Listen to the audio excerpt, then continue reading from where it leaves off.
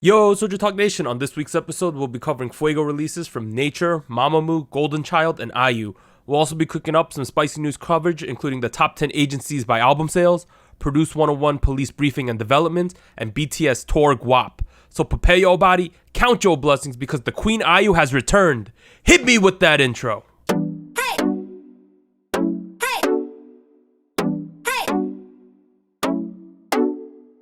Hey, what's up everyone? This is SojuTalk, your weekly shot at K-pop. We're coming at you with a super spicy episode 61, and we're recording on Monday, November 18th, 2019. I'm Doug, and joining me today, we have the triumphant return of our boy Warren. Hey, what's up everybody? Also known as the Manhattan Man. Oh man. And we got the birthday girl, Anita. Oh. We are recording on Anita's birthday. So happy birthday to Anita. Feliz Happy cumpleaños. birthday. Senor Chukahe. All that stuff. Okay. Thank you. Where was I? Okay. As a quick reminder though, leave us feedback, questions, or hot takes at SojuTalkPodcast@gmail.com. Subscribe to the SojuTalk YouTube channel. Join the SojuTalk Discord and be a part of the SojuTalk Nation. Links down below. We got some big announcements this week. Okay. The first one. I am happy to announce, as I ruined the script due to spacing and backspacing, but the Super M Jopping giveaway winner here on YouTube is, I might butcher the name, but it is Tanyoka Williams. So shout out to Tanyoka. You have won the Super M Jopping giveaway. You have 1 week to contact us to claim your prize. You could either DM our Instagram if you have that, or email us at SojuTalkPodcast@gmail.com so we could get your shipping info and get you your copy of Jopping. And as a side note, if we are not contacted within the next week, we will be doing the album giveaway again on Discord, but it will be for only 24 hours. So you Discord people, maybe you got your fingers crossed that she doesn't contact us. You never know. But the winner on Discord was already announced there, so they've already contacted me, so we're good on that front as well. Now that I think about it, since I wasn't here for last episode, I could have technically entered for this giveaway. Of course you could have. Lastly, these SojuTalk stickers, which you see on my water bottle here, are still on sale. The order sheet and the info for buying stickers from us, if you want to support the show, will be in the video description below. Okay. We finally made it to the actual show now. Glad that you all stick with us through that. But in terms of big new releases this week, we are going to be covering from November 12th, Tuesday, we have Nature with OOPSIE, My Bad. November 14th, Thursday, we have Mamamoo with Hip. And today, November 18th, Monday, we have Golden Child with Wannabe. And we have IU with Blueming. But we're also going to talk about her B track a little bit that it's called Above the Time, I believe. So, but let's start at the top with Nature's OOPSIE, My Bad.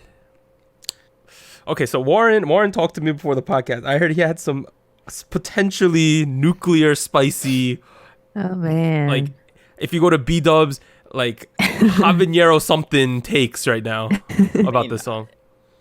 For your information, Blazin' is the spiciest. Okay. But, I don't really know if it's the spiciest take I've ever given. But in order to accurately depict how I'm feeling towards this song, let me start with an anecdote. And I get this right because I didn't get to say anything last week. So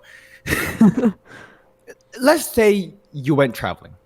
Let's say you went traveling alone, just by yourself, you know, one of those, you got to get a backpack and you go traveling to a foreign country. You don't know how to speak the language, but you just, you know, you're looking around. Let's say you go to a country like France. It's pretty safe, right? Let's go to, say, you know, you go to look at Eiffel Tower. Things are great. Things are fine. And then you get arrested. For some dumb thing. Who knows what you did? You don't know because you don't speak the language, and they're yelling things at you in French, and I'm just like, I don't know, man. No French. Okay. And then it turns out you have to stay in jail in the police station for 3 days because, you know, your country, whatever country you belong to, is bad at, you know, international fair politics, and you stay in jail for like 4 days, and you know, it turns out it was a big mistake. The police, you know, they're like, oh, I'm sorry, and then you come out, you know, fly back home, you know, obviously your vacation's ruined, and then you walk back into your little home, and then you realize you forgot to water your plants, and all your plants are now dead.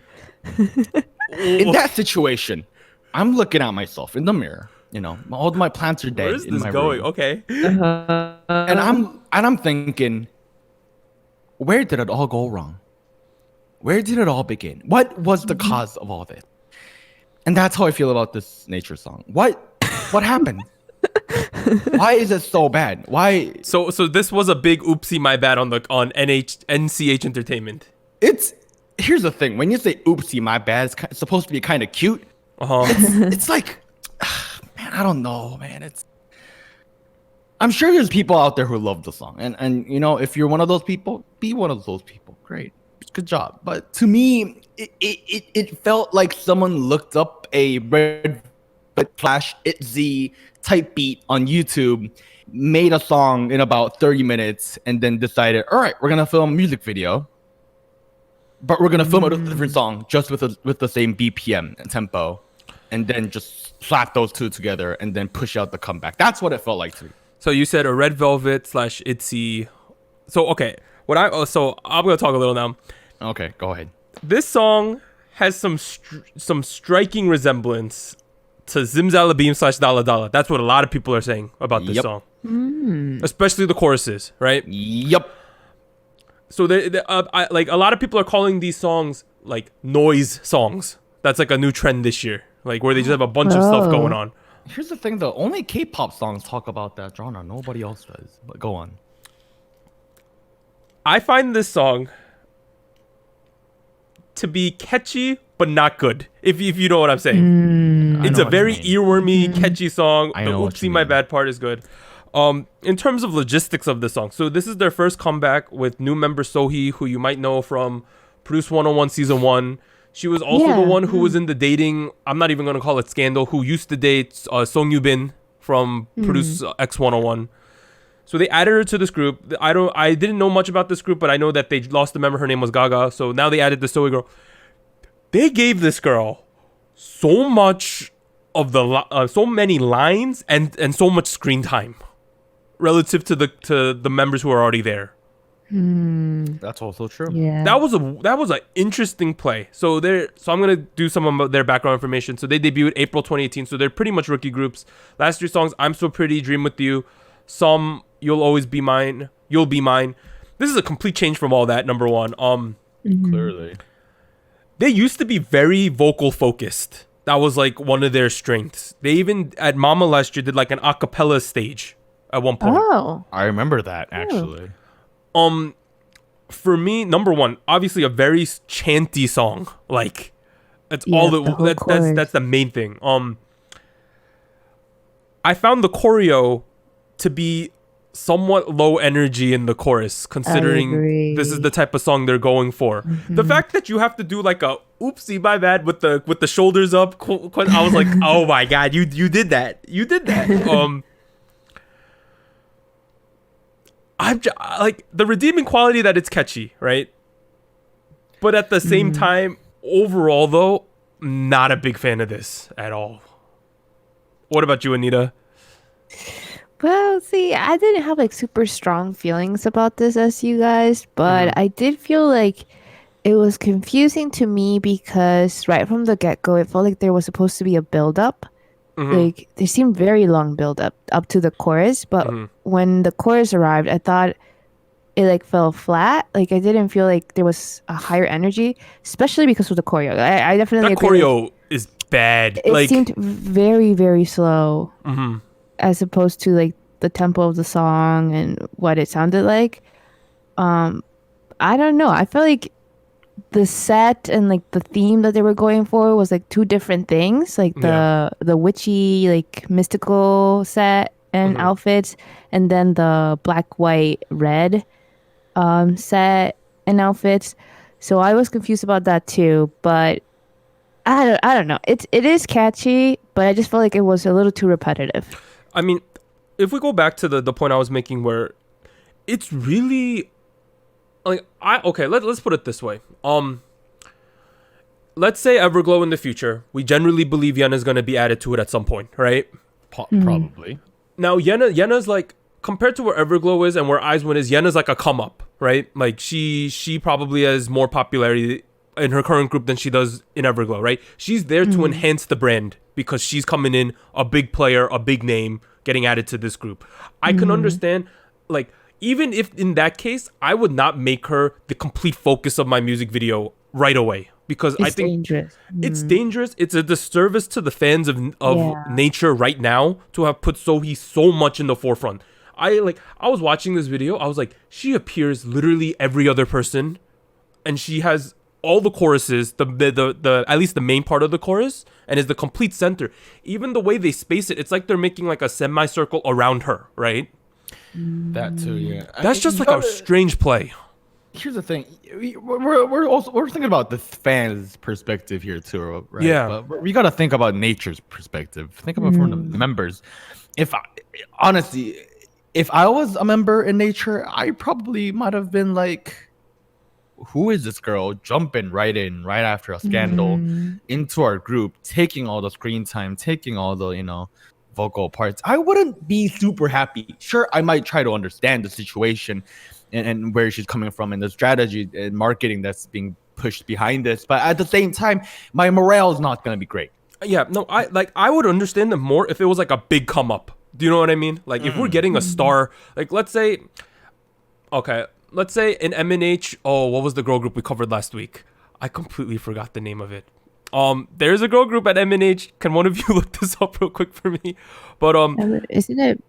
Bandit, that's what it is. Bandit. Yeah. Let's say for some reason they added Chungha into Bandit, right? Oh wow. Well, I could completely understand them putting her right in the front because she's Chungha, right? I don't think that Sohee's individual popularity was much greater than Nature's was as a group. Well, okay. To be honest though, like me as a person that is not that well versed in Nature's musical endeavors so far, I feel like I recognized Sohee right away just because I had seen her before in previous produced stuff. So like I did recognize her and I was like, oh yes, I remember her. So it's not like she's like I don't know, like I feel like she didn't have as much hype before coming into the group as other people, like you mentioned, like Yena possibly, but I still feel like she's still very recognizable. So she's still probably bringing more eyes to the group now. See, that still doesn't really help because remember the situations we had with the IOI groups where they basically made groups out of people who were in IOI, and next thing you know, those IOI members would take up all the screen time. Remember what happened with Gugudan and then Wikimiki? That's not a great thing either. Like even with that aspect in there. Yeah, I agree because I think we've kind of because I think the produced series has really gave us a lot of data on like groups with a hard carry. Do you know what I mean? I don't think the track record is very good. Very few groups can pull off having a complete hard carry. I agree. And maybe this is a take on Sohee, but like honestly, from a company perspective, I would have rather them show her off a little. Like she's the new kid on the block, right? She's you guys probably know her, but I would not have given her that percentage of the screen time. That's my only. It should have been more equal. It should have definitely been equal. Overall, I feel like we're kind of in agreement with this, so I'm gonna pivot a bit because I'm not done talking about the song. Oh, okay. Let's go back to the actual song. Okay. Here's the thing, right? I have a great appreciation for Zimzalabim now and Z because in a way I wouldn't say they're noise genre, but they feel like cacophony of songs that are like intricately put together to sound nice. And I kind of got the counterexample this time around where I look at the song and it's trying to be that cacophony of putting together a lot of different elements into one big energy, and then instead we get this energy that falls right dead into the ground and doesn't go anywhere. It really makes me appreciate those artists and it makes me take back all the comments I made about Zimzalabim in the past. Because personally, I could go on and on about how this song fails in terms of production and arrangement, and I could write a whole essay about this. Obviously, I'm not going to do that today because the podcast needs to be only an hour and then 20 minutes or so, but maybe. If I don't know, guys. I'll bounce off of you there. I saw a lot of people saying that if this was a Red Velvet or an ITZY song, this would be a banger. I don't think so. I don't think so. No. The song is poorly mixed. Like, no. I think at least Dala Dala and Zimzalabim. Well, number one, I think Dala Dala is honestly a pretty good song. I think it's a I great like that song, song, actually. yes. Yeah. I think there's also other parts of that song. The choreo is really good. There's killing parts, the My Life part. There's a lot of memorable things coming out of there. The styling is on point. Zimzalabim might not be my favorite Red Velvet song, but you have to admit that break plus the choreo and stuff is very memorable. With this song, I come out of it. My only real take from it is that, wow, they pushed Sohee really hard. And then the choreo was kind of meh. That was my like two overwhelming things I thought. You got, I guess we didn't like it for different reasons. Man, that just adds on to the pile. Just lying there, a pile of problems. You know, where do I begin? they were so defined as like a vocally strong group too, and I think their biggest problem with this is that they've strayed away from that. They should go back.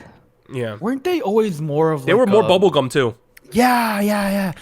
I mean, I get that you want to change stuff up because it's been a while, but no, man. Okay, this but ain't working. in terms of changing genre, I'm gonna pivot to the next song. Okay. So we have Mamamoo's Hip. So Mamamoo is from RBW. They debuted in June 2014. Last three songs were Gleam, Go Go Baby, Windflower. 34 music show wins. Can I just have a hot take right off the bat? Gee, okay, go. I'm just gonna do it. Oh man. I like this song, right? Objectively, Okay. I like this song. Okay. Just not as a Mamamoo song. Now I'll explain why. My hot take is that this song sounds like it could have just been a Hwasa and Moonbyul unit song. That's my take. Elaborate. Number one, this song was co-written by Hwasa, so you can tell this is a Hwasa song, for sure. Okay. Mamamoo's strength for me, the reason why Mamamoo got popular and the reason why I like Mamamoo is because I like their retro sound plus the power vocals. I thought that was their strongest card. For me, ever since the start of 2018 to now, right? I think that they have shifted their sound so much that it doesn't feel like what I picture my head Mamamoo sounds like. Because if we think of the old Mamamoo, I'm saying the songs I particularly wrote down were Piano Man, Yeah, None is Mundul, Dalkomane, Yes I Am. They all have a very distinct Mamamoo flavor, right? Since like Yes I Am was the last one I thought is truly a Mamamoo song, we've had in Starry Night, Egotistic, Go Go Baby, Gleam, and Hip. Those are the songs since 2018 started. They've changed their sound completely, I think. Shifted. Yeah. I agree and disagree with that take. I kind of back before Fancy and Signal, Fancy and Feel Special, I was complaining that Twice needs a concept change. And the girl group I was looking at when I was saying that was Mamamoo, because to me it felt like a successful pivot of switching styles. Really, I personally feel like the Mamamoo flavor is still there. Okay. I don't really know how to put it into like No. solid words. I think the flavor is still there, right? Okay. I think the flavor's still there, but it's more of like Mamamoo has two things for me, two flavors. They have the power vocal retro-y sound, which is what I think they got famous for. And number two, they have the more trolley style too. That's definitely a part of their genre, like their flavor with Dad Joke, Taller Than You, those kind of things too. I think this is kind of blending the two. I've always felt like, here's the thing, and don't take this the wrong way, but Mamamoo to me always had some sort of like cheese. You know what I mean? Cheese. Like, it's like cheesy, but in a good way. Ah. It's one of Okay. those things. Like, you look at the new Sonic movie, trailer, and you're like, this is kind of cheesy, but I like it. Is that kind of, for me, it was always that level. I'm not sure if anyone's gonna agree or kind of have any idea what I'm saying. And to me, that level of cheese is still there. That kind of funky, like badass, but upbeat, but like I'm your Nuna, I'm your Unni kind of vibe, going on throughout the whole song. That to me is what defines Mamamoo. Has that level of deferred comeback, yeah, but like I feel like that is still there with the song. The song itself, I thought it was a fine song. I like the drop, the little brass thing. Like. Yeah, no, I like the song. It's just like it's more or less my feelings of Mamamoo as a group, I would say. But Anita, what do you think about the song / Mamamoo, if you want to speak to that? Well, I think I preferred their beginning sound, like their debut sound, that kind of stuff.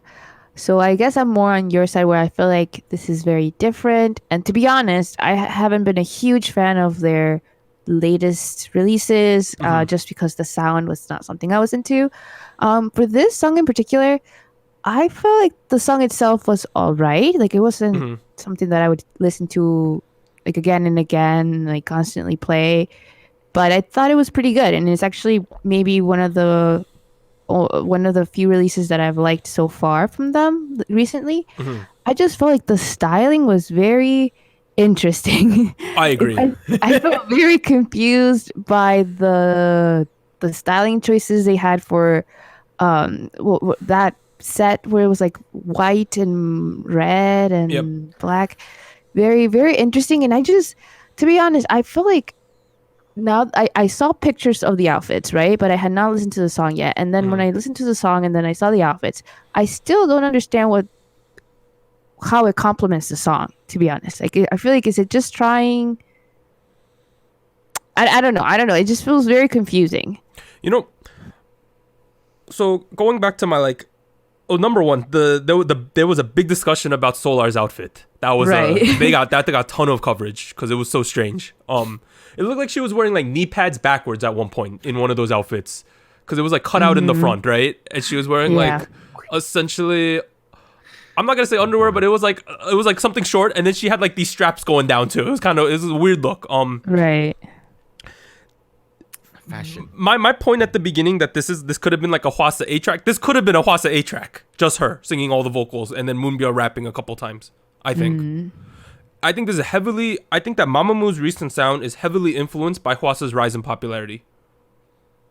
Interesting. I think it parallels it. I definitely think it parallels it. Although I think the switch happened first, and then we saw Hwasa go on. Okay, yeah, no, I agree with that. But I think like if we thought about original Mamamoo, it was definitely a Solar power vocal focus was their defining feature. Vocal. Now it's more like a Hwasa / performance focus, I would say. Dancing too. They dance a lot more now. I think that is a good thing. I just felt that they're downplaying one of their greatest strengths, which is Solar and Wheein's vocals. I mean, yeah, but I also think in exchange they're showing off another great strength of theirs, which is their choreo ability, and Hwasa's voice tone and whatnot. No, yeah. Overall though, let's say I had never been introduced to Mamamoo before, I would have been like, this is a good song. Like, I like this song. Yeah, that's the thing. Once you know like their older sound, you just I don't know. I can't help but compare, but people that like it now, it's still a good song. Yeah, it's just a good song. It's just that I guess Anita and I have concern with like what we originally like fell in love with Mamamoo. I guess that's the overall way to put it. Wow. I think they're gonna stay in this path though. I have a feeling that they're committed to this. And this charted. I mean, this song is charting very well. Especially they have a lot of momentum post Queendom. The spoiler alert. Oh yes. Spoiler alert! If you have not watched Queendom, I'm gonna give you 3 seconds. 5, 4, 3. 1, 2, 3. They won the show. They are riding a big wave of popularity right now. This is charting, I think, number 4 on Instas right now. Which is like the composite chart. So it was even higher at one point. So it is a very, and I think that this album that this song is from is like either their best-selling album or is on pace to be their best-selling album. Ooh. See, the people agree with me. We didn't say the song was bad. It's not bad. It's just not my cup of tea. Exactly. But let's move on to some songs that came out today. So the first one, Golden Child's Wannabe. They are from Woollim. Shout out to Rocket Punch. They debuted in August 2017. Their last 3 songs were Spring Again, Genie, Let Me, Zero Music wins so far. I'm going to let Anita talk about Golden Child first. Oh, okay. To be honest, I feel like I have not really focused on Golden Child a lot. Like, I've listened to their previous releases, but nothing has really caught my eye yet. I feel like with this comeback though, I feel like they're really trying to focus more on the darker concept, because if I remember correctly, like their previous stuff was Bubblegum, not. male Yeah, bubblegum for sure. It was not. It was not this. Yeah. But I like it. I feel like the first thing I noticed when I listened to the song was the vocals, and I feel like they should really emphasize this more going forward, because they have really interesting but good vocals going on. So I want to see more like this, to be honest. I also feel like the beat was really interesting when it came into the chorus. I was not expecting like that much bass. Not necessarily the bass, but it was like in the background, it was like a reggaeton type of like beat. Like it felt very like like something you would hear like a tropical house. I don't know what the genre would be, but like something that you would hear like in that kind of genre. And I felt like it was a little, I don't know, disorienting to hear that while watching the music video, because it felt like very different vibes. But overall, I thought it was pretty good. I kind of wish the drop was stronger. Like, I feel like the dance could also have matched it a little bit more. Okay, so you know how there's like 2 chorus drops, right? There's like a front one and a second. The second one's good. I really like the second one. I wish the first one could match it. 100% agree with that. I thought that this was an okay song. Considering they're in their trajectory, they're in their second year. I thought this was a pretty good song. I want to make a comment about. I'm not gonna call them shadow music videos anymore, because I think no, I have a better word now. Oh. There's been a run of sterile music videos. Sterile. I'm talking sterile like the doctor's office, a little bit cold, clean. Do you know what I'm saying? There's white walls. There's a huge trope right now. Number one, they put the kids in black and red. That is that's so common right now. It's this year's trend. Color combination. If you watch some of the X1 scenes in their song, it's like they're pretty much wearing the same costumes. Like, number two, they always like to do now, they put them in black or red, dark colors, then they have a white background. Oh, like, and a clean room, nothing much going on, just walls. Like, the walls look like they're marble or ivory, that kind of thing, like stone walls. It's very common these days. I don't know why that's the thing right now to do, but it is. And also, everyone seems to be doing these dark concepts, like their own flavor of dark. Everyone's doing that this year. We have very little bubblegum, which is why I really liked TXT's last comeback, because they did something more quirky and more fun. True. Yeah. It's still dark, but in a different way. Okay, Warren. I think it kind of, what you were saying about the dark concept kind of mirrors like the whole girl crush trend. Yeah, I think those two kind of mirror each other, but go on. Golden Child, they also shifted from a bubblegum sound to more dark, which is an interesting take. I don't know how I feel about that. I'm not the biggest Golden Child fan, I'll be honest about that. I have listened to their other stuff. I did really like the bass line drop. I wish it was a little bit harder. Well, the choreography specifically in the first part of it.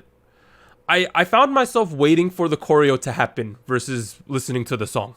Like, I was like, I want to see that group dancing. I thought that was the strongest point of this, was the group choreo for me in this entire music video. Overall, though, I have my eye on Golden Child. Considering they're from Wulim, I wanted to know what Warren thinks, because this is essentially the guy equivalent of Rocket Punch at that company. 선배님! 선배! I mean, in general, I know you guys are gonna hate me for saying this, dear, but I saw a lot of like parallels with this and Bam Bam Boom. Bim Bam Boom. with the whole like first chord, second chord, they kind of change it, that kind of thing. Okay.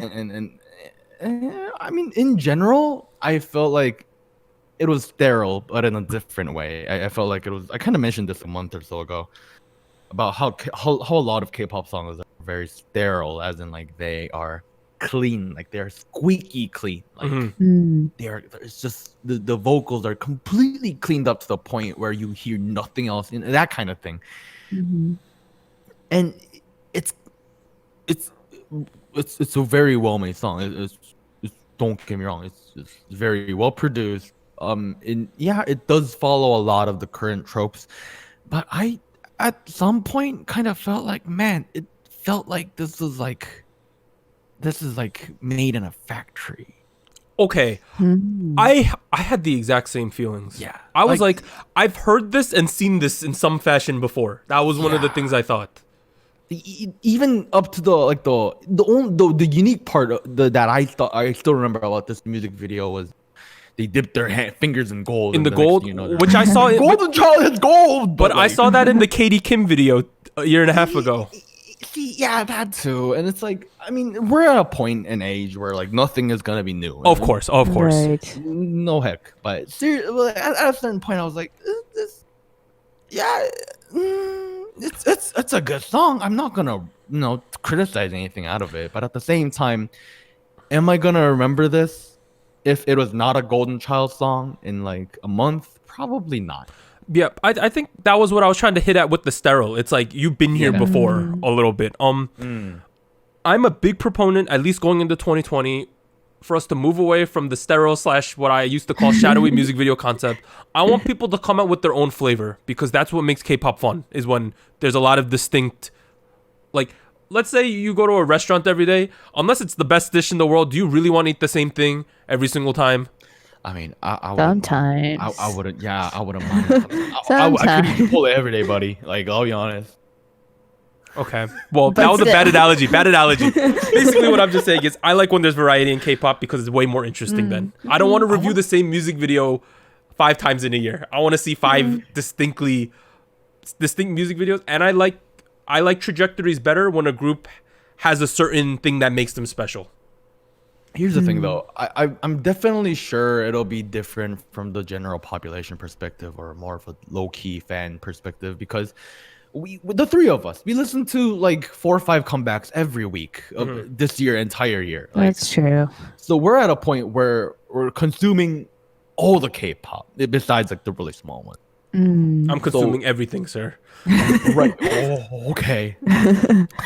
but that's where I'm kind of on the dilemma of, am I not really attracted to the song because I'm listening to 12 other songs that were kind of on the same that's a good point. Spectrum of this, or like, that's where I'm like, I go on Naver or like Reddit, and I'm like, I start scrolling through, like, because reactions. if I was a Golden Child fan, I'd be like, ooh, dark concept, right? Yeah. But that sounds great. I guess that's the one negative, is that we speak from a point of we've seen like most things this year, right? Yeah. And that being said, I wonder if there's like one studio all of those groups go to film. Yeah. They might.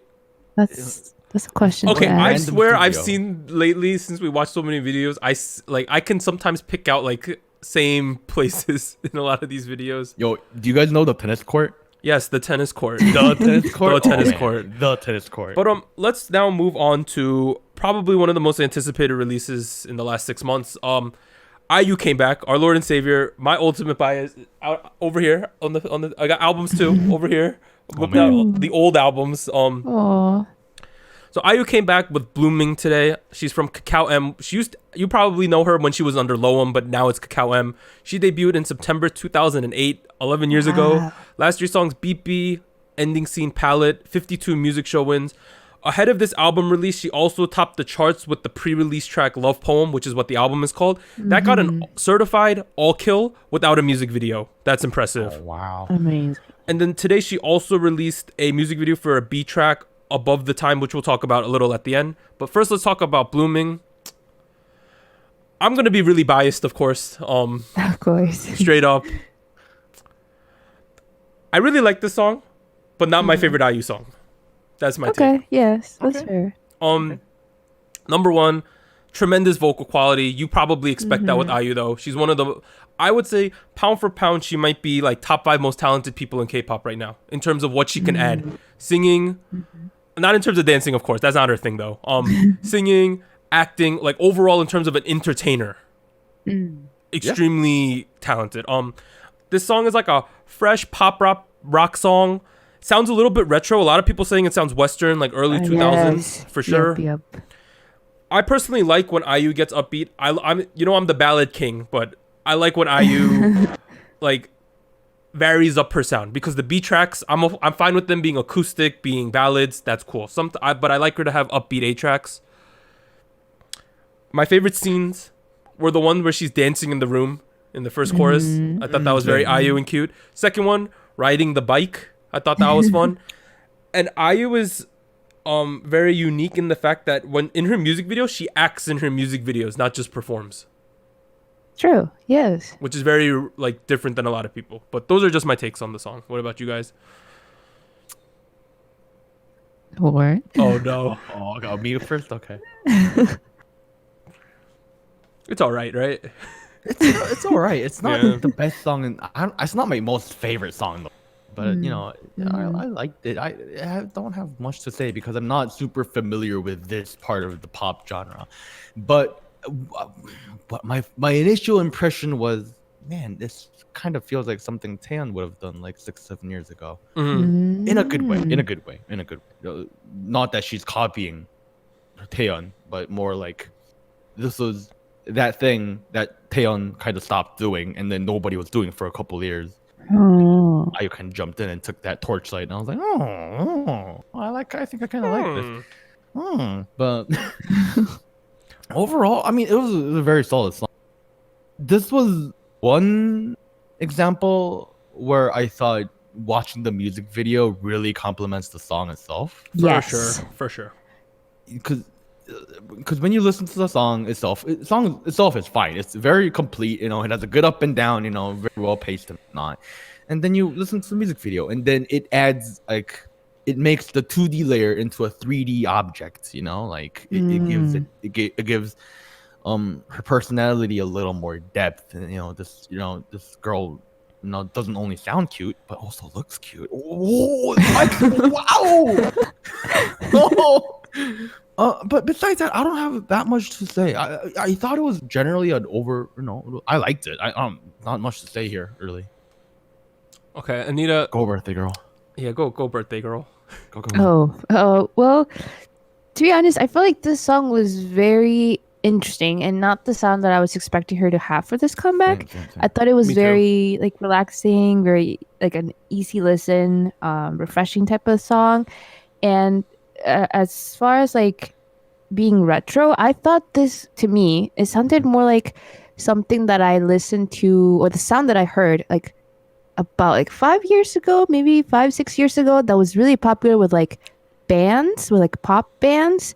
Okay. I don't know, like kind of like Taylor Swift-ish. Oh yeah. Yeah, something around that. I feel you. I don't know what the genre would be, but like not necessarily like 2000s, like not that far back, but more something that I listened to like 5-6 years ago. So I thought it was really interesting that she brought that sound back. Very Western sound too. For Yes, IU. very Western. But I feel like, as always, I love the styling, like the set design, everything is so beautiful.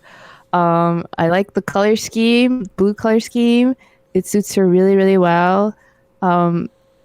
I don't think this is my favorite IU song, of course, but I feel like it was enjoyable. I think my personal taste for IU's music is the more musical, more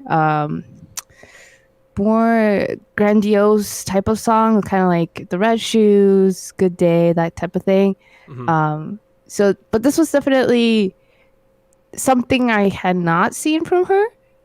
So I'm glad she tried it out. Yeah. Actually, you kind of reminded. Oh, you can speak first if you. No. I ain't gonna cramp your style, bro. Okay, well, I'm gonna speak. To me, it felt like IU had phases in her discography. She had her initial mini album, which was a huge flop, sadly. And then she had her whole cute idol phase, marshmallow, nagging and all that. And then she had what you mentioned earlier, the grandiose strings Musical, and whatnot. yeah. Right. That happened for Red Shoes, Good Day. Yes. That was that for a while. And then she became an artist. A couple last years, like Chatshire, and then what was the song she did with G-Dragon? Palette. See, especially with those two comebacks, and I'm gonna ignore the remake albums for now. Especially with those last two comebacks, it felt like she was telling her own narrative, and it kind of, in a way, it felt hip hop. Because like a lot of rappers, a lot of MCs, they tell their own stories, they tell their own narrative, how they're feeling, like stuff like that. Like that's kind of what a lot of rappers do. That's kind of what hip hop is known for. Think about Kendrick Lamar or Eminem. And Are you calling IU the Kendrick Lamar of K-pop? I'm gonna actually say someone has said that before. Really? Oh, Okay. wow. Okay. MCG and let's go. She talks about her own narrative, her own bio, her stories in a way that nobody else does, and that's very unique. And that's what makes her an artist, not simply an idol. And I think that's what's great. Here, I thought that it was not so much that. So my question is, okay, is she done with that and going into another direction? I could Or speak is to it that. a break? I can speak to that. Yeah. Okay, you can speak to that. This song is the least fitting with the rest of the songs on the album. I agree. It's like the weirdest song on, like it's the weirdest choice out of all of the ones on the album. The pre-release track Love Poem is a super emotional ballad, right? Yo. The B-side, which the music video released for today, Above the Time, it's a sequel to You and I in terms of the music video itself, but it is not like You and I at all. It is also another ballad, like a longing ballad. Yeah. The other song, my favorite song on the entire album, is The Visitor. The Visitor is a song, if I had to describe it, she had as a teaser for it. I don't know if we're going to get a music video. I'm hoping we do. The teaser is like, so the sunset in like a wheat field, right?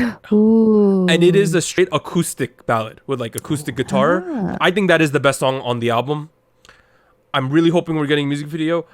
I thought there was one that came out today, but it was apparently a fake fan-made one where they put the actual song, but they just repeated the trailer like 10 times. But I thought it was real because I was like, ooh, that's my favorite. So you have a bunch of ballads, and then this is the one like weird one that's on this album.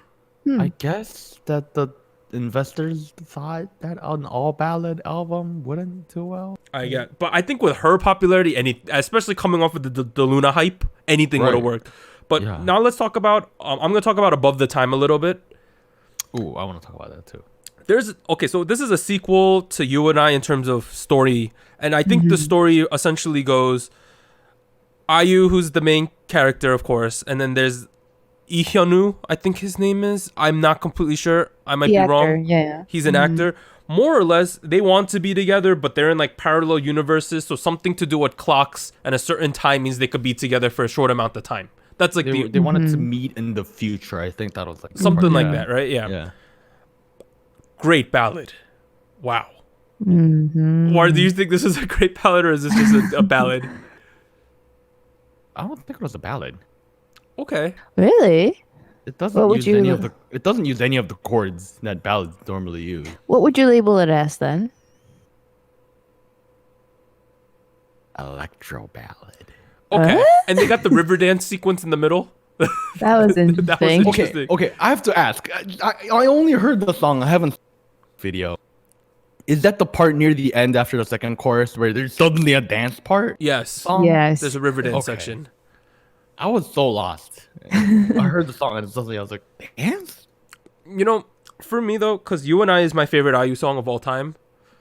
I was hoping we'd get another You and I. Like I'm talking like, because You and I always felt to me like a Disney epic song, right? Yes. I was hoping we were gonna get another one of those. We didn't. I'm still waiting for it to happen. Overall though, I thought it was really good though. I still felt like this was a very Disney song. It is Disney ballad. Yeah, Disney okay. ballad. Electro Disney ballad, new genre. Yeah. Boom, right there. I just want the whimsical Disney epic song though. That's what I'm like waiting for. No. This felt like something out of Frozen or something. Like that. But overall, I'm sure that this album's gonna. So the song "Blueming" itself, real time all killed. I'm sure it's gonna perfect all kill because it is IU. I'm sure the album sales are gonna be tremendous.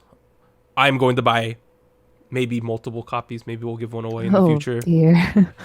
But I think that really covers all the songs for this week. We have a 2-side piece, which is what we started to calling them. So we got 2 side pieces.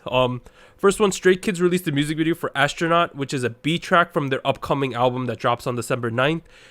It's a little bit strange because it is a fun summer anthem. Good song though. No choreo though. It's pretty much just a bunch of scenes. The second song, a smaller group, Into It. They are the winners from Boys 24, which was a reality show. They came out with ULlala Poisoning, I think is what they're calling it.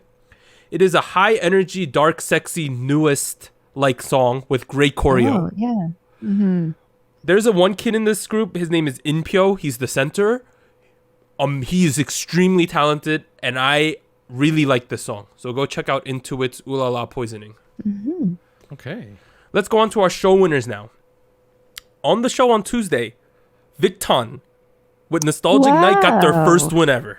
Wow. Congrats. Crazy. And then following Show Champion and M Countdown did not have a charter winner, so we only had 3 left. Music Bank on Friday got 7. You Calling My Name got their first win. The next thing that happened on Show Music Core Inkigayo, the Saturday Sunday shows, IU's Love Poem won. That song came out like 3 weeks ago, no music video, and it won. Wow. Dang. That just shows how well it's digitally charting. That girl is crazy. Crazy. Crazy. But that was the show winners for this week. Let's move on to hot takes with Harold. Cousin Harold's going to come on, give his weekly hot take. We're going to discuss and react to the take. But please note that this is not our personal opinions, because you will learn about our opinions as we discuss about them. So I will go get Cousin Harold. All right. Oh, I haven't seen Harold in a while. Hope he's doing all right. Hope he's, gonna be happy to see me again. We'll see. Oh man, I can already see him. There he is. Yeah. Hey, what's up, man? I need another year older, another year closer to the grave. Yeah. Oh, thanks. The weekly hot take is K-pop is at its worst not when it's bad, but when it's forgettable. Boom. Ooh. Oh man. Okay. Bye-bye. Thank you, Harold. I was trying to be man. the third member, but Warren came back. Yeah. You never go take my spot. Bye, I heard Harold. him say that last week. I just stopped while I was walking. I was like, how dare he? Okay, How dare he say that was Cousin Harold. I don't like your K-pop cousin Harold. is at its worst not when it's quote unquote bad, but when it's forgettable. I 1000% agree with this take. What's considered bad though? Okay, this is what I think the take is trying to say. If I'm a group, right?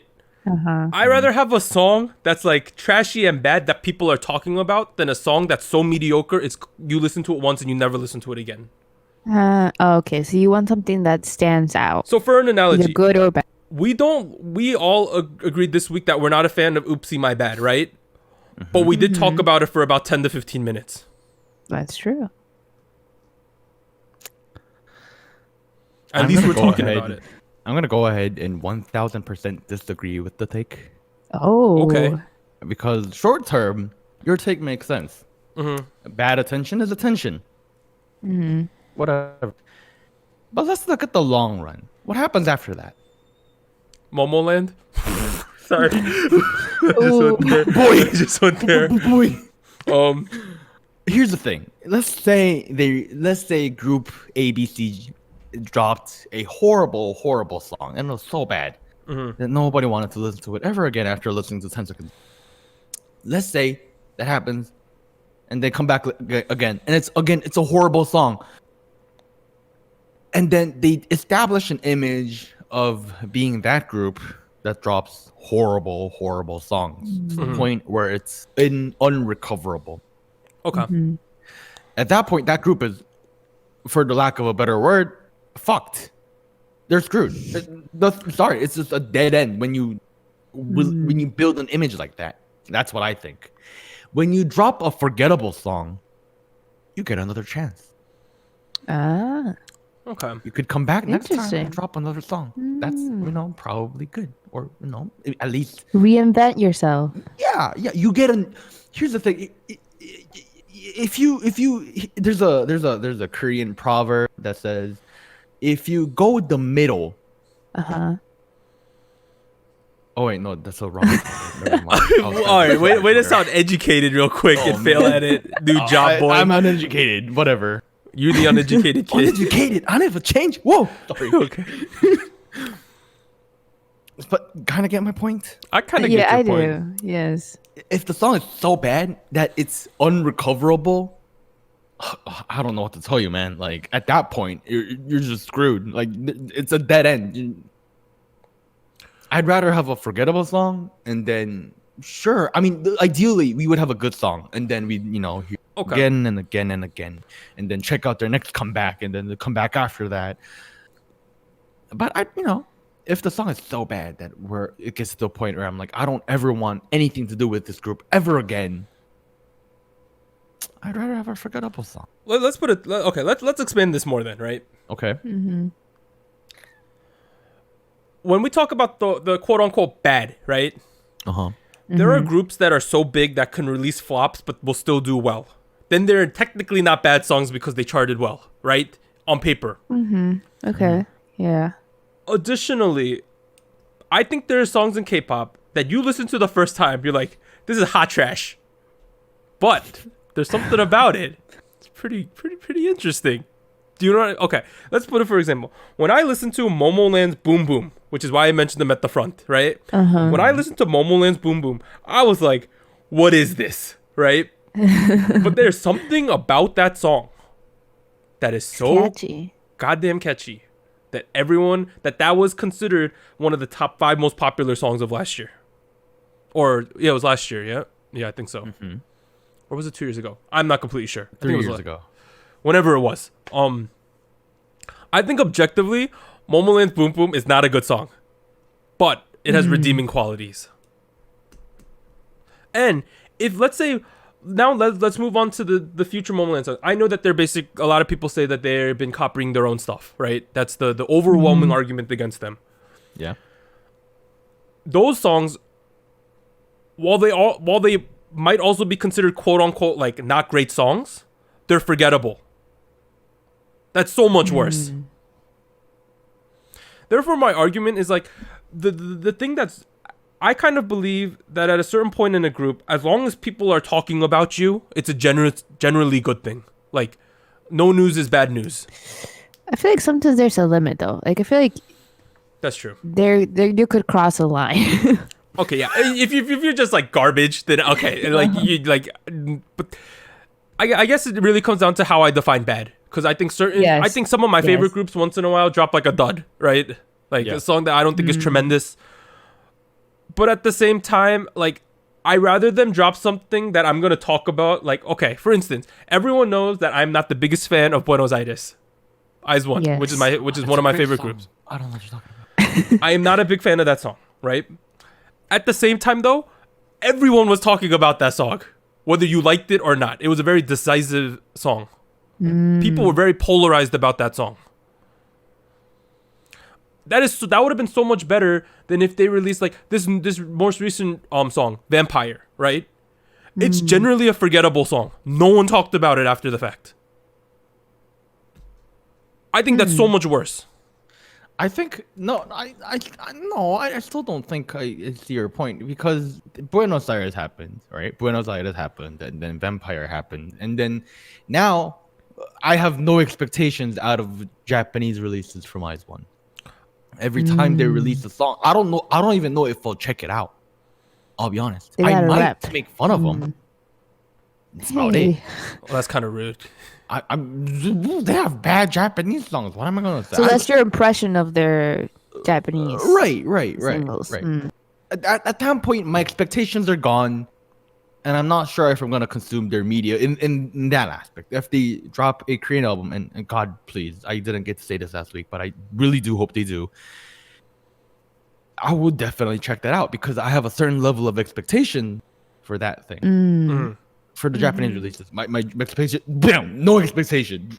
Man, I really like Tsukito Iwasatai though. I thought that was my jam. It is still my jam. But Anita, what do you feel about this take? The overall take? I feel like I see both sides of the argument, because I do feel like having people talk about you is beneficial sometimes, whether it's good or bad, because your name gets out there, and maybe people that have never heard of you just at least check you out, right? That it brings more people to notice you. But I do feel like there's a line where maybe like if you do it too off, or like if the production of the song, if the song itself is bad like too consistently, or if it's really really bad in like the wrong way, where it's not necessarily catchy, it's not necessarily funny, like it's just nothing great about it, then I feel like it's harmful. I do see the argument Warren is making about songs being forgettable, and then having like a second chance, right? To like try something different. And I feel like that has happened before and it has been good for groups. But I don't know. It's very, I feel like there's a very fine line where bad equals good, you know, like where it's it's so crazy, like so unexpected that it's actually catchy and people look at it. K-pop. The what? It's the Room of K-pop. Do you guys know the movie? No. Yeah. The Room. Okay. The Room. You love referencing this movie in our side chats. Well, that's what I mean. Hey, like, what's up, doggy? Let me put it this way then. It's so niche. Yeah, in terms of bad, I think songs are only bad relative to the expectations for the songs. Okay. If I frame it like that, then I might have an argument. Don't you think? Because I have way more high expectations for, let's say, Twice than I do for a somewhat new girl group. Okay. That's true. Mm-hmm. I think for me, it's just that you want eyes on the like at the end of the day, I want eyes on the product, right? Even if one of the songs, okay, I don't think everyone thinks the song is universally bad or good. There are people who like every song. Mm-hmm. If we have more people talking about a song, then therefore we have more people looking at the song, and we'll have more people who actually do like the song. That's my overarching point. If we have a song that's completely forgettable and no one's talking about it, no one's gonna watch it. That's true. I agree. Until the song is so bad. Okay, I think there's very few songs that are unsalvageable though. I might argue there were a couple. Okay. I don't want to. Can I name drop them? No, you're not naming dropping these songs. DM Warren if you want to know these songs he thinks are unsalvageable. I will message you a list. But no, I think it's good though. Let's wrap this one up because it's good though that we disagree. Because that's the whole point of this. If we just agreed on every take the entire way, this wouldn't be fun. But I see it from your side too. I just hold a different opinion. I see it from your side too, buddy. Shake my hand. Shake my hand. There we go. Okay, that was weird. But let's move on to the news and events from last week. This is the 2019 top 10 agencies by album sales. These numbers are from January through October on Gaon. These are album sales. So obviously then the album sales from November are not included. So if your favorite group came back in November, the albums are not counted in this list, just through October. Okay. Mm-hmm. Top 10. Number 1, Big Hit Entertainment, 6.3 million albums sold. Number 2, SM Entertainment, 3.7 million. Number 3, JYP, 2.1 million. Number 4, Pledis, 1.9 million. Number 5, YG, 820,000. So it dropped off over a half. Number 6, Swing with 810. 7, Starship, 630,000. 8, Connect Entertainment, 500,000. 9, Off the Record, 385. 10, KQ Entertainment, 375,000. Now I'm gonna basically break it up. The next range is from 200,000 to 300,000 albums sold. These are number 11, Brand New Music, 12, Cube, 13, Cracker, 14, FNC, 15, RBW. And then lastly, the final breakup is between 140,000 and 200,000. 16, Source Music, 17, Star Crew Entertainment, 18, Fantagio, 19, Woolim, 20, C9 Entertainment. C9. Okay. The things that stand out the most to me. Well, first thing, Big Hit, ridiculous, right? 6.3 million. As always. I'll let you know that out of those 6.3 million, 5.9 million is BTS. They're 94%. TXT makes up 6% of the album sales. That's kind of shocking. The second thing with SM Entertainment, they have 3.7 million. It's a complete range of artists. Baekhyun is the highest selling artist in the company this year so far, with 553,000. And then you have the second one is another. You have 2 more EXO projects. Man. You have EXO Seichan, which is Sehun and Chanyeol, and then you have EXO Chen. Those are the next 2. The top 3 things are still all EXO. 4th is NCT Dream with 10% album sales. So, but they're very spread out as a company. JYP. They are 50% Twice dominated in that company. And then Stray Kids makes up 19% and GOT7 makes up 15%. A shocker to me was that Pledis was so high up at fourth place, but that is all due to 17. I know Newest is about 24% of the album sales of 450,000, but 17 has 1.4 million That's crazy. They right now are the number 2 best-selling act in K-pop. Yeah. After BTS, then it is 17 at 1.4 million and Twice at 1 million. Twice. Wow. Yay. 17 beat Twice. So it at least if you base this completely on album sales, the big top 4 right now: Big Hit, SM, JYP, Pledis.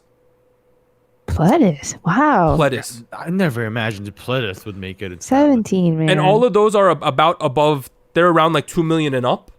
When we get to number 5, YG at 820,000. They are less than half of what Pledis has sold this year. Big oof. That's kind of shocking to me. Big oof. Now, in that 820,000, 44% Blackpink, 27% Winner are the vast majority of their album sales. Unjiwon is 9%. Okay, Unjiwon, I see you. I'm surprised Winner and Icon are so low. Yeah, and then around YG, Swing Entertainment, which is pretty much just X1, right? At this point, it's just X1. Yeah. It's 78%. So that's X1 right there. X1 has almost the same amount of sales by themselves as YG Entertainment as a whole. They're within like 200. Oh they're my within God. like 100, 200,000 Yeah. of the company. That's kind of shocking. And then Starship, Starship's a pretty big company. Number 8, Connect Entertainment. You're probably like, what the heck is that, right? Connect Entertainment. Kangdan, All yeah. Kangdan, yo. 503,000 by himself. 100%. 100% him. 8th, we have Off the Record, so that's Eyes One from S9. Eyes One is 84%, with From S9 being 16. So it shows the disparity between their popularity. Number 10, AT's going strong. 10th place. 99%. 99%. Wow. 9%. That's crazy. AT's though Amazing. on the come up. I think in terms of the companies that are within the 11 to 20 range, I'm shocked that like FNC's not higher, Cube's not higher. I thought Woollim would be higher than 19. RBW is a little bit low too, I would say, at 15. Kind of interesting stuff. Do you guys have any like things you want to point out here?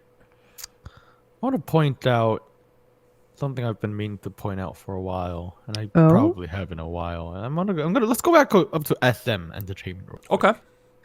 Okay. First person, 15%. Baekhyun from EXO, and then Sechon from EXO, and then Chen from EXO, and then NCT Dream, and then Super Junior, and then NCT 127, and then Red Velvet, and then Taeyeon from Girls' Generation, and Super M. 4%. That didn't sell a lot, did it? Yeah, so obviously these numbers are just sales in Korea, right? Because they're on the Gaon chart. Oh, is it just in Korea? I believe so. Okay. Here's the thing, though. I mean, even then, let's forget about Super. The point I was going for was NCT. Oh. This is kind of nerve wracking. NCT strategically in marketing and business wise speaking, I feel like it would be a lot more ideal if NCT was higher on the list. If they were 1 and 2, NCT Dream and NCT 127. Yeah, like these are individual members from EXO. They're True. going to the military, like. So from that perspective, where EXO is gonna go on hibernation for a while, probably soon, military and whatnot. NCT, if I was SM, I would probably expect NCT to take over and then fill those shoes in terms of sales, and that's not really happening. So that's where I'm like, oh man, kind of nervous. Yeah, Kind of worried. It's pretty nerve-wracking. Yes. Another thing I would like to point out is the amazing sales of rookie guy groups from this year. Oh, yeah. ATEEZ is single-handedly carrying KQ to 10th place. AB6 is pretty much carrying brand new music to 11th. And let's see. What was the other one? There was and The Boys. I know they're not a rookie group, but they're carrying Cracker Entertainment to 13th place pretty much by themselves. Literally by themselves, actually. Yep. It's kind of crazy because like Cracker Entertainment and like brand new music aren't traditionally like Powerhouses at all. yeah. Like brand new music was supposed to be like a mainstream hip hop label. I don't know what Cracker was. That's actually no. Cracker was like a subsidiary under the Kakao M. Yeah, for instance, we consider IZ*ONE to be like the fourth in the big four girl groups right now. ATEEZ outsells them right now. Wow. I know IZ*ONE would have had the second album coming out, and ATEEZ has had 3 releases, but just on pure album sales, that's pretty interesting. Also, like, the boys at 250,000. That's really good for them. That's good. They're doing really well. And like so here's a comparison. So like ATEEZ is at 147,000 albums, right? Mamamoo's at 70,000. And that's considered like a top tier girl group, right? Like, I'm surprised Mamamoo is so low for some reason. I know they have this new album, so I'm sure this number would be way higher now. Yeah. But even coming into like this part of the year, we're in like the last 2 months, right? That this is 10 months of the year gone. So it's just a lot of interesting information. If you guys want to also look at these charts, I'm sure you could find them online. The one on all K-pop is called Top 20 Album Sales of Entertainment Agencies in 2019 October. So you guys could look that up. But shout out to ATEEZ for sure. Wow. I just want to make a quick shout out to Rocket Punch real quick. Hey. They are the best-selling girl group that debuted this year. Between the ones that debuted this year, just point that out. Oh. Higher than ITZY? Besides ITZY. Okay. I just wanted to say that. Actually, I'm totally wrong. But yeah, wait. God damn it. I'm sorry. But let's move on to some more Produce 101 developments. Oh, God. Okay.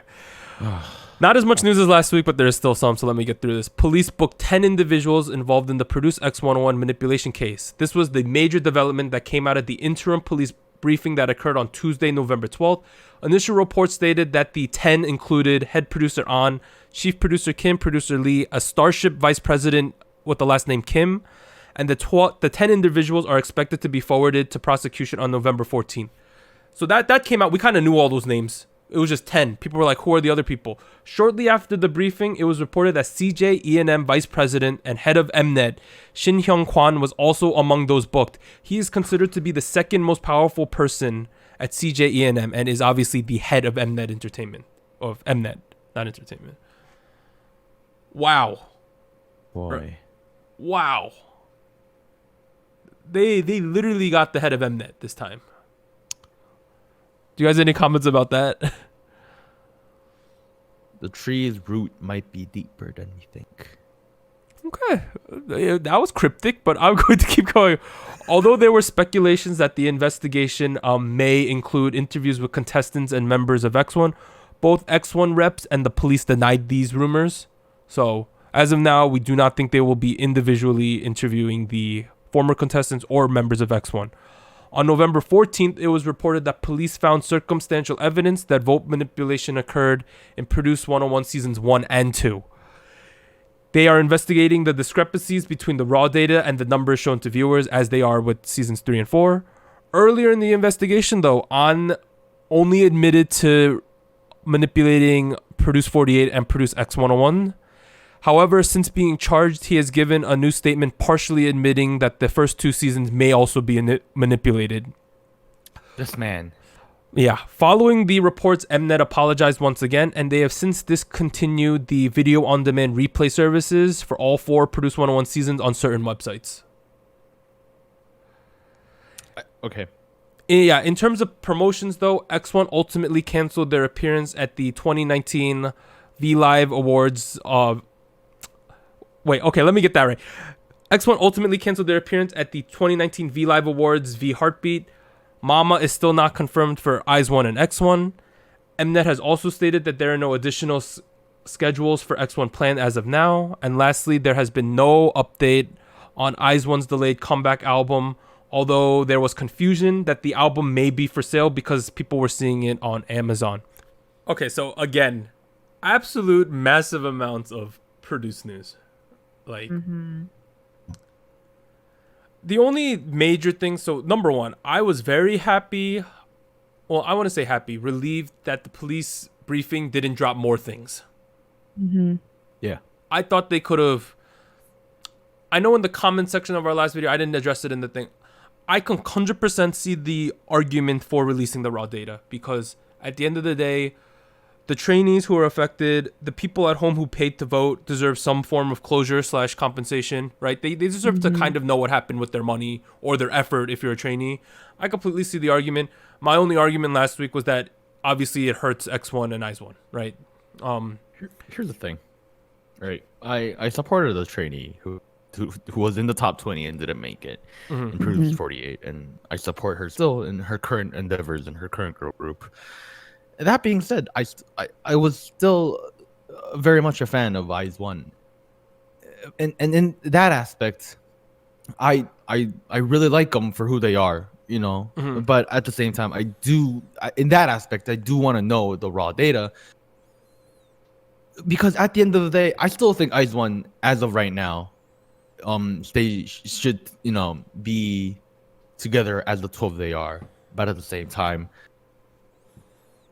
yeah, I want to know what would have happened, like if things would have played out the way they kind of told us they would. Not because I want to point fingers at people and hate on people, but because parts of me, I was invested in the game. Like I get voting. I was voting. I was going around like I was like doing political stuff with like other fandoms. I was dang. like, we were like, all right, guys, we're gonna team up so that we all can be together, and we're gonna be together in that concept evaluation. Like we were like, like there was, like my favorite training making it to like one thing, but at the same time, it was like I was playing a game, and I wanted to see what would happen. And in that aspect, because I saw a comment on YouTube saying that our last week's episode, our last week's episode was kind of biased. And yeah, we definitely are biased, but at the same time, here's the thing: the IZ*ONE members. Let's start with the assumption that they didn't partake in the manipulation. I'm gonna go ahead and assume that they didn't know that they were being pushed with this much like force into the group. In that aspect, they don't deserve any of this. Yeah. They were just like every other trainee, and then they trained, they practiced, they did the competitions. They probably believed in all the numbers that they got. They probably thought, all right, I'm getting this many votes. Wow, what a pleasant surprise. You know, it's like, how devastated must they be? They're probably stuck in the dorm all day because they can't go out in public, or else news reporters are just going to take pictures of them and write articles. The news article would be like, IZ*ONE not reflecting was seen at Loteria. Do you know what I mean? Like, and there's been no photos of like Japan Line going back to Japan or anything. They're probably just stuck in the dorm or the office, their company's office. Yeah, if I was an IZ*ONE member, I'd be worried as heck. They're probably, I'll keep going. Yeah, not simply because my career is on the line, but like because for them, being an IZ*ONE member has been their life for a year. Yeah, that might be a lie. Yeah, I think about how like shocking that must be. Like if your life is a lie. And we know that. So obviously, there are a lot of these members in both groups are very young. Right. I think there's a common trope among most K-pop trainees is that they have self-confidence issues, and they look at themselves very harshly. Not a good look. Mentally, this can't be good for them. Physically, I'm sure they're all probably sick to their stomachs constantly. It's tough. I think the fact that the CJ vice president and head of Mnet was among those books says a lot about what was going on behind the scenes. Because it wasn't like a rogue PD, it seems at this point. It seems like it was from the top down. They were all involved in that. I don't know what's going to happen still. These are just the updates, but what I know for sure, I don't think there will be a season 5 of Produced. No, not at this point. Not at this point. No. 2 weeks ago, I don't know what it's 2 weeks ago, but I would have said they're probably gonna do a bad intro where they're like, "Oh, we changed." No, it's too late. I think it's over. Like, Show Me the Money is over. Produce is over. Whatever competition show they were planning on. They're doing one right now too. The local Never one? mind. I take it all back. They're doing one called World Class right now. Oh. What's it about? It's about they have some Korean about kids. They have a K-pop? bunch of international kids. Lil Pump was on it at one point. What? Yeah, they've been doing Wait, collabs outside of Korea as well. Like Gucci Gang, Lil Pump? I think it was Lil Pump. It was a little something. I don't know my rap that much. It was a young guy with a bunch of tattoos on his face. I was like, it's another one of those. It might have been Kugi. They sound the same. No, it was not a Korean guy for sure though. All right. Interesting. Overall though, there's not much more yeah. to add about this because it's just unfortunate. And the biggest thing that's happening out of this is that the members of X1 and IZ*ONE are suffering because of the decisions made by adults behind the scenes. Let's move on to BTS Tour Guap. That's what we're calling this. Guap. BTS makes a grand total of $117 million with their Love Yourself, Speak Yourself tour. Oh man, that's a big number. Billboard Box Score has reported BTS's first worldwide stadium tour earned $117 million and sold 976,000 tickets. Wow. Over the 20 stops, this averages out to a whopping 5.8 million per date and 48,814 tickets per concert. Each time they went on the stage, they sold about 48,000 tickets. The average price of the tickets was reported to be $299 US dollars. God, what? And every single tour date was sold out. Only the Rolling Stones, Taylor Swift, and the Spice Girls had a higher revenue per tour date. Wow. Rolling Stones, Taylor Swift, Taylor and Swift. Spice Girls. That's the level they're on, dude. Is that with inflation in mind, or with not with No, not that's from like the last like couple years. Oh, This, okay. 117 million, right? For reference, like JYP's gonna post like a profit this year of like somewhere between 30 and maybe 60, 70 million as a whole company. And this is just from their tour. Not album Wow. sales, just from the concert tour. Dang. dude, should he keep counting BTS as K-pop? I don't. They're global pop at this. I don't. At this point, they make too much. They deserve B-pop. Here's the thing we gotta think about. They BTS pop. pulled in that much money, right? Let's say the costs of the tour are like something ridiculous. Let's say the cost of doing the tour was like $40 million, which I don't even think it was that high, right? Let's say it was $40 million to pull this tour off, right? They're down to 80 million in Still alive. 80 million, and let's say at this point they have a favorable contract that's like 50-50, right? That means the members of BTS will be splitting $40 million among them, Wow. Millionaires. Wow. right? Like, just think of that. That's ridiculous. I can't even fathom that. Could you imagine every 40 time million. you go out on the stage, there's like 48,000 people? Okay, hold on. 40 million divided by 6 is like what, like roughly like 6 to 7. Let's just underball it. Let's say 6. You know, they pay some taxes. It becomes 3 million. Mm-hmm. $3 million or won is it? Dollars? Bro, there are 7 members. What are you on? Oh, all right. Sorry. Let's go back. 40 divided by 7. Like, take away some taxes. Yeah, they're gonna take away some taxes. Let's say they make $3 million. So basically, without any of the album sales money, merch money, any of that stuff, you getting like $4 million just from the tour for 20 dates. That's crazy. They're that's millionaires. enough for like 400,000 Chipotles. I know it's funny how Anita's saying like millionaires. They've been millionaires for the last like. I mean, like, yeah, that's for true. the last like 4 years, I'm sure they've been millionaires. Just the Wait, amount. how they much? Even post. more, even how much bigger money do they millionaires. make every time they go on stage? So every time they come on stage, the revenue is about 6 million. 6 million. Yeah. So every time they go on stage, they have the ability to buy 600,000 Chipotle bowls. Yeah.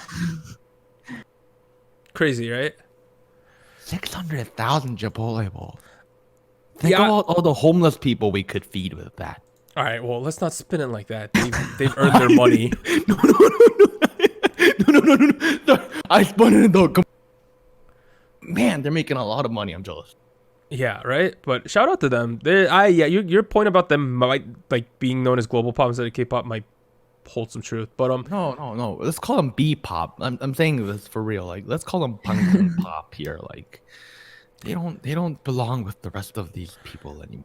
But in terms of quick takes this week, first one's not that good. So TRCNG, they're a group. Woo Hyup and Taesun terminate their exclusive contracts and file criminal complaint charges against TS Entertainment for child abuse, special assault, and money extortion. TS Entertainment has had many disputes with former talent this year, including Hyosung, Sleepy, Sonamu, Sumin, and Nahyun, and members of BAP. They were also forwarded to prosecution earlier this year for failing to pay employees back in September. I'm not going to go too much into it, but they were essentially beating them. Next, Oh My Girl to take their first extended break since their debut. The group stated, "We are thankful for the 5th year of our debut. We've laid a foundation for a long run through Queendom." I completely agree with that. "I believe we can do more music for a long time." Great for them. It seems like they're going to sit out a lot of the end of the year stuff and then come back strong early 2020.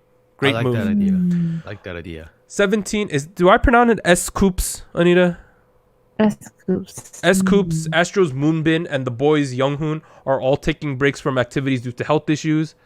Next, the Gyeonggi-do Provincial Fire and Disaster Headquarters fires the 2 employees who leaked the metadata on Sully's passing. Good.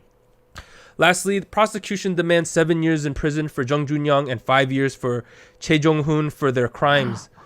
So the 2 of them and 3 other individuals are currently facing convictions of group sexual assault on 2 occasions that occurred in 2016.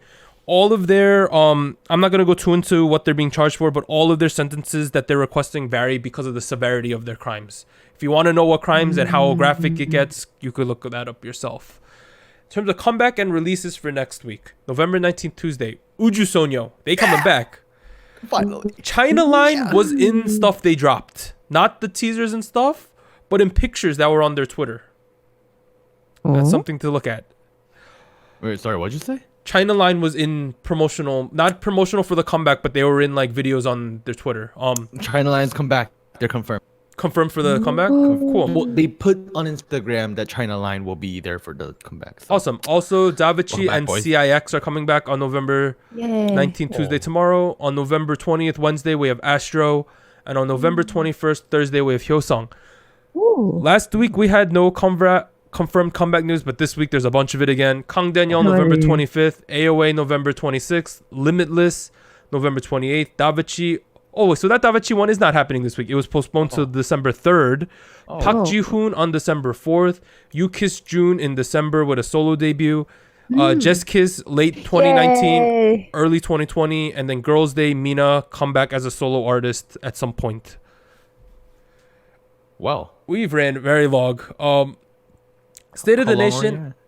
We're at an hour and a half already. In terms of State of the Nation, I got one thing. Queendom, someone who works at Queendom released that the original lineup was supposed to be Oh My Girl, Gugudan, April, Daya, G-Idol, Lovelies. That makes a lot more sense. That show I don't think would have been nearly as popular, but it would have been a way more fair battle.